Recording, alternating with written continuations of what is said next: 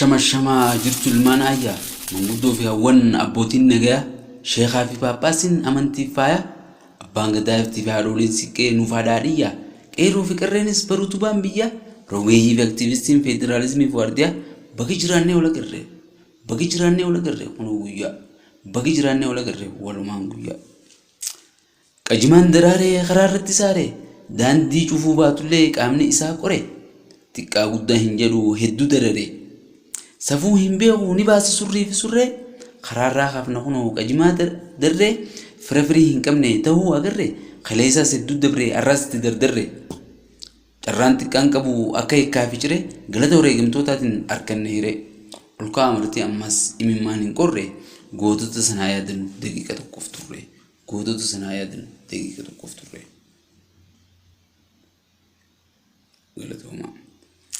Galatoomaa martii qeerroo fi manguddoo takutte guddaddus nuuf haa taatu gundoo baga yaadanne gootota nuuf ifan akka dungoo dubbii tiyya wallaaltus hiikkaduu ciigoo.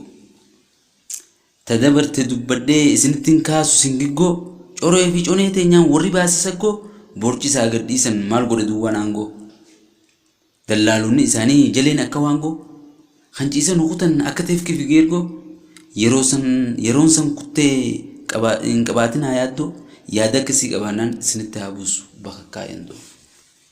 Yeroon san kuttee hin qabaatin haa yaaddoo yaada akkasii qabaannaan isinitti haa buusu bakka kaayandoo.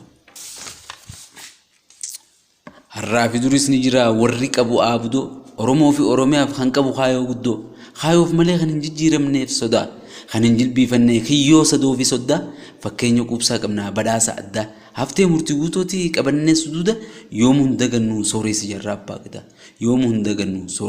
abbaa gadaa hangafa qabsaa'otaa kan akka mul'is gadaa gootonni akka elamoo giltuu nu keessaa qabasiidaa hundeen ammattaqee ilmi nama guddaa dhiini keessan dhangala'us bilisummaadha fida joorfaadha biqilchee gootota hin qabne daaddaa tanatti sabbarree taanullee gammada isin dhabuu keenyaaf keessi keenya madaa akkamitti si dagadha yaa milkeessaa gadaa.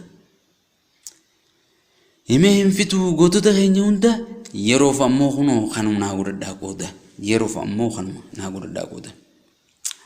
Azalaan gootota arraas hedduutu meere gadaamesii Oromtitti yoom waa qoore akkuma imimmaanii ilmaanis itti hore gudeedinis lakkuun galchatarree inni haayinni dhangee karaa dhugaarra gore dibbee dharaatiin jaamee gamas hin joorre. Dararaa fi hidhaafis kaayoo hin jijjiirre mul'ata qabaa imaammata heegaree garaa fi fedhii fooniitiif sanadan gurgurre dhugaan utuba qaba kan namu miccirre. Garaa fi fedhii fooniitiif sanadan gurgurre dhugaan utuba qaba kan namu miccirre.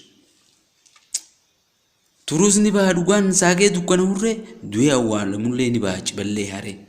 Mee mararraa gaafadhaa anniisaa qaafii dhugaa baqqalaa fi dajineenis isaaniif ragaa gubata marqaa garuu hubataatu argaa waan hidhaan gootee ittiin xalaatu raagaa. Addisuu fi olbaanaanis waliin argan waligaa haqa santuu obsaan arra cimse malaggaa. Dimimmisni jireenyaa sossobaan hunda'u guree akka ulee afooshaa marti nutti taree talaantilee feeddegee gaafa nu qoqore. Siyaasaa fi seenaarraa qaamni nu qarqare kabaa dhabnee qaama hamilee daarre barasan keessaa warri saaqe turre galfata wareegamtoota qabachiise dabaree gidiraa fi dararaan warri abdii murre galii bakkaan gahuuf daandii tattaraare mirga sabaa falmee dhalootallee qare urgaa qabsootiin ukkaamfaman fure. Urgaa qabsootiin kan ukkaamfaman fure kafaa hodha yoonjee uumaan dogoggorre.